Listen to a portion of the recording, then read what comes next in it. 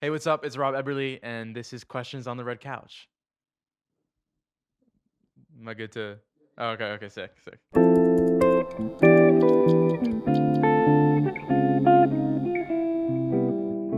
You recently dropped your debut EP. How are you feeling? I am feeling so good, and I am so happy that this project is finally out. It was a long time coming. I mean, I have written these songs like years and years ago, and there's a lot that I had on the back burner, and I finally felt as though I found my sound and knew what I wanted these songs to sound like. And yeah, I'm just so happy that that project is out and yours. And yeah, if you want to stream it, it's called Collateral Damage. So yeah, do you? Ooh, that's a great question. Do you prefer the music scene in New York or LA? All right, so for context, I moved to LA recently. I'm from New York originally. I will say I think I do prefer the music scene in LA more than New York. Primarily because of the space that I'm in. I'm making pop music, and I feel like there's more opportunities for musicians making pop music out in LA. And I feel like this might be a hot take, but I feel like in LA, people are more like open to collaboration, and I feel like in New York, it's not. It's like, I'm gonna do it my way type energy. Is it in Long Island or on Long Island? That's funny. Okay, it's on. Like, no, yeah, on Long Island. Duh. What's the best place to eat on Long Island? Ooh. Okay, so before I developed this is so random. Before I developed a cheese allergy, like an actual allergy, not like lactose intolerant, it was like I'm actually like allergic to it and will like depending on the cheese will fall on the floor and need to go to the hospital. It was Little Vincent's in Ronkonkoma. I would get like a regular slice and put like the cold cheese on top of it. It was like I miss it so much, and I'm like I just miss it and wish I could eat it. You're currently on a little tour. Do you have any pre-show rituals or superstitions? Ooh. I'm trying to think. Nothing too crazy.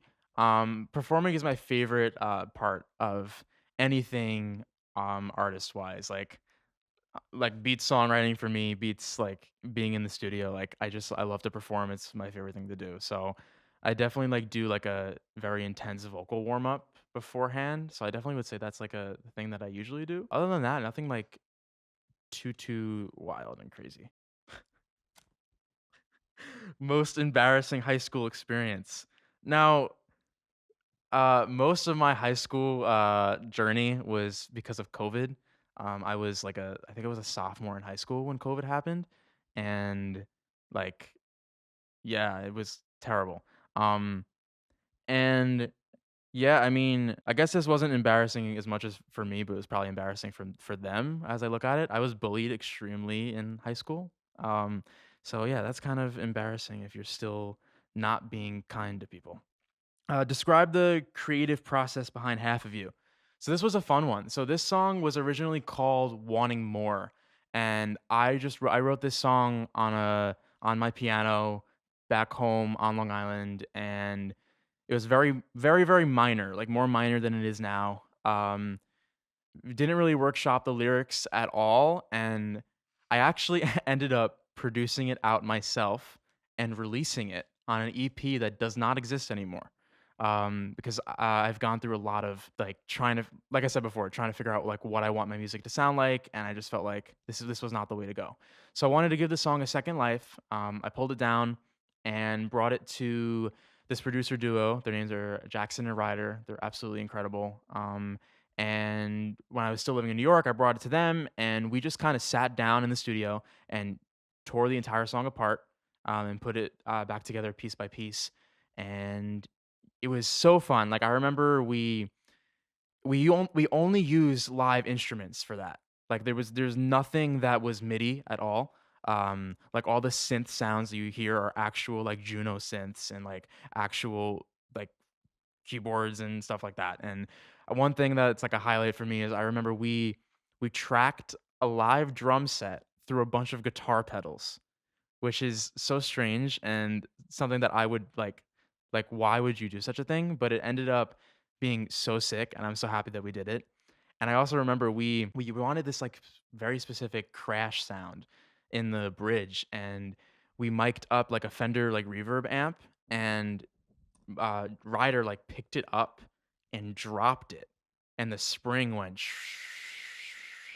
and then he like filtered it somehow to make it sound the way it did. But it just was such a cool experience, and whenever I have the chance to like make a song with real live instruments, it's always such a pleasure. Oh, this is interesting. Would you rather win a Grammy or have your name on the Hollywood Walk of Fame? Um, I think a Grammy, honestly.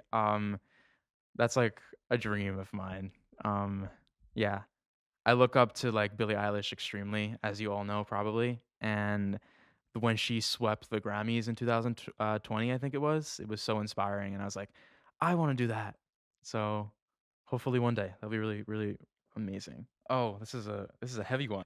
What's one piece of advice you'd give to your younger self? So yeah, I've gone through a lot growing up, and coming out of my teenage years. My parents were getting divorced, which was extremely messy, and like I said before, I was bullied in high school, so I fell into a very like deep depression and kind of took everything out on my piano and my guitar, and fell in love with songwriting during that period. So in a way, I am grateful for it.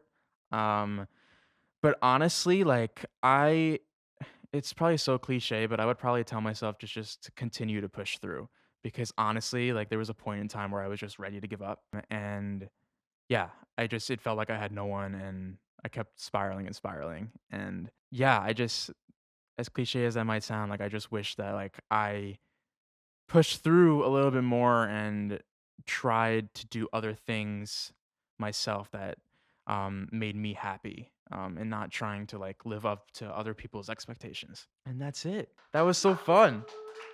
I love it. Well, thank you guys.